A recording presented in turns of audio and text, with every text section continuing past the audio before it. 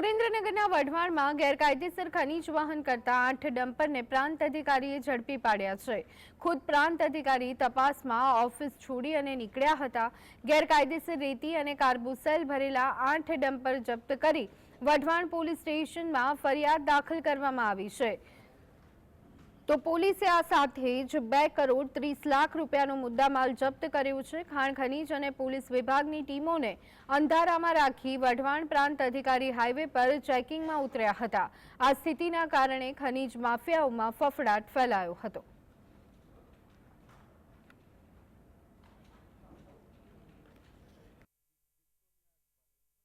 ખનિજ વહન કરતા ગેરકાયદેસર જે વાહનો હોય છે એની તપાસણી હાથ ધરવામાં આવેલી હતી, જે અંતર્ગત ગઈકાલે સાંજે કુલ 3 વાહનો અને અંદાજિત 91 લાખનો મુદ્દામાલ જપ્ત કરવામાં આવેલો હતો તથા આજે સવારે પણ આ ડ્રાઈવને કન્ટિન્યુ કરતા લખતર ખાતે 1 ડમ્પર તથા વઢવાણમાં ગેબનસાપીર ખાતે કુલ 4 ડમ્પરોને સીલ કરી આમ બંને દિવસના કુલ મળીને અંદાજિત 2 કરોડથી વધુનો મુદ્દામાલ સીલ કરવામાં આવેલો છે।